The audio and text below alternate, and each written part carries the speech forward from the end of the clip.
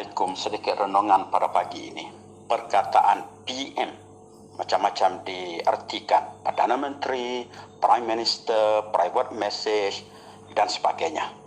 Tajuk yang saya nak bawa pada hari ini iaitu PM dengan Allah.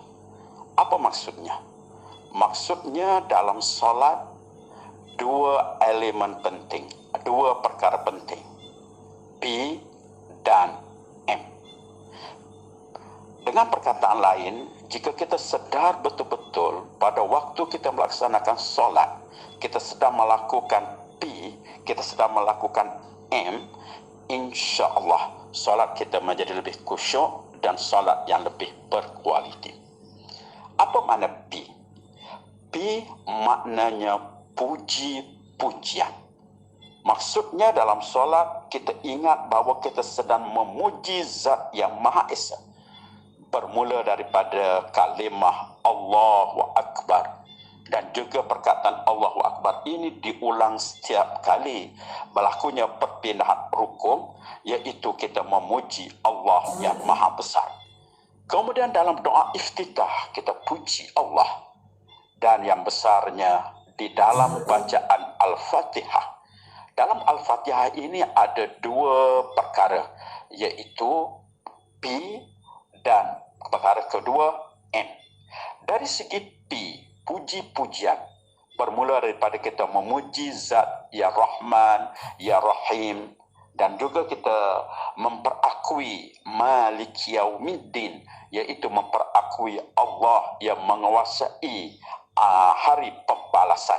Itu adalah pujian dalam Al-Fatihah, dan kita akan tengok yang kedua M selepas ini di dalam Al-Fatihah.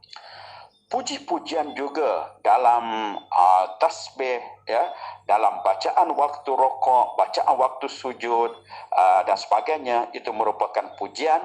Dan yang terakhir pujian iaitu ucapan penghormatan yang tertinggi dalam masa kita membaca tasyahud, iaitu penghormatan kepada Allah dengan keagungan dan sebagainya di dalam tasyahud. Itulah yang dikatakan unsur P, puji-pujian dalam solat. Mudah-mudahan waktu kita solat kita merasakan betul-betul kita sedang memuji Allah. Kemudian bahagian kedua M. M maknanya minta. Kalau P tadi iaitu kita memuji kepada Allah, M ini ialah kita minta dari Allah. Apa yang kita minta dari Allah? Dalam Al-Fatihah ada dua bahagian. Kita dah selesai bincang P, iaitu sampai kepada ayat Malik Yaumiddin. Itu adalah bahagian pertama, puji-pujian terhadap Allah, dan yang menjadi sempadan dengan M, ayatnya Iyyaka na'budu wa iyyaka nasta'in. Maksudnya engkaulah yang kami sembah. Yang kita sembah itu salah satu daripada aspek menyembah Allah, kita memuji Allah. Dan yang kedua, engkaulah yang kami minta pertolongan. Itu unsur M. Sebab itulah lepas ayat Iyyaka na'budu wa iyyaka nasta'in, terkandungnya sehingga habis Al-Fatihah merupakan unsur permintaan. Apa yang kita minta dalam Fatihah? Pertama, kita minta jalan yang benar, jalan yang benar, iaitu jalan ihdinas siratal mustaqim. Mana dia jalan yang benar? Diberikan pentafsiran di dalam ayat yang lain dalam Al-Quran. Jalan yang benar ini iaitu jalan nabi-nabi, minan nabiyyin wasiddiqin wasyuhada wassalihin, 4 golongan. Kemudian sebaliknya, kita tak nak jalan yang engkau tidak redai ataupun engkau murkai. Mana dia? 2 golongan, YM, golongan Yahudi dan juga golongan musyrikin. Kemudian kita tak nak juga jalan yang sesat. Mana dia jalan yang sesat? 2 golongan, iaitu NM, Nasara dan Munafikin. Jadi dalam solat kita ingatkan 4 golongan ini. Golongan pertama YM. Golongan kedua NM. Ini golongan yang kita tak nak. Yang kita nak golongan 4 juga. Minan nabiyyin, minas siddiqin, syuhada, iwassalihin. Itu dia yang kita minta dalam Al-Fatihah. Kemudian selepas Al-Fatihah, kalau dalam solat subuh adanya doa kunut. Doa kunut terkandung permintaan kepada Allah. Dan satu yang penting iaitu waktu yang paling patut kita betul-betul ingat. Apabila tiba saat ini kita ingat betul-betul. Waktu ini kita nak minta beberapa perkara. 8 perkara dengan Allah. Kalau kita ingat macam tu, kita baca dengan khusyuk. Iaitu bacaan duduk antara 2 sujud. Kita minta Rabbil firli warhamni wajburni warfa'ni. Tengok maknanya ada 8 perkara di situ. Tapi kalau kita solat dengan cepat-cepat, Rabbil firli warhamni wajburni warfa'ni, kalau baca macam tu tak nampak kita meminta. Ya, itu dalam doa antara 2 sujud.